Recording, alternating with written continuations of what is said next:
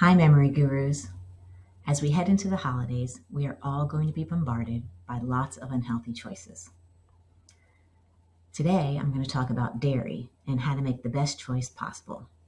Because as you know by now, dairy is a highly inflammatory food.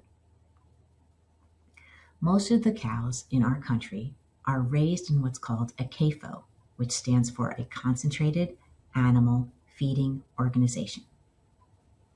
Animals raised in CAFOs are very unhealthy.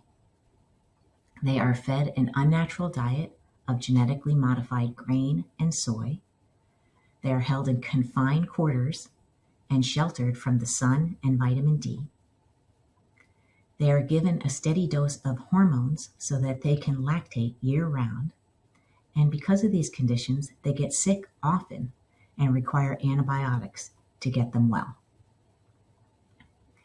Eating dairy is highly inflammatory to begin with, but eating dairy from unhealthy animals passes on all of those antibiotics, hormones, and genetically modified grains through their milk to you. A better choice is to buy milk or dairy from 100% organic grass-fed cows. Many years ago, when cows were first domesticated, they had a different protein called A2 protein. But somewhere along the line, that protein mutated into the A1 protein form. A1 protein is inherently more inflammatory, but cows that have the A1 protein naturally produce more milk. So farmers preferentially crossbred their A1 cows so that they could make more milk for their families and to sell, making the majority of cows A1 protein cows today. But so many of us are suffering from inflammatory diseases, and a resurgence of A2 dairy is coming back.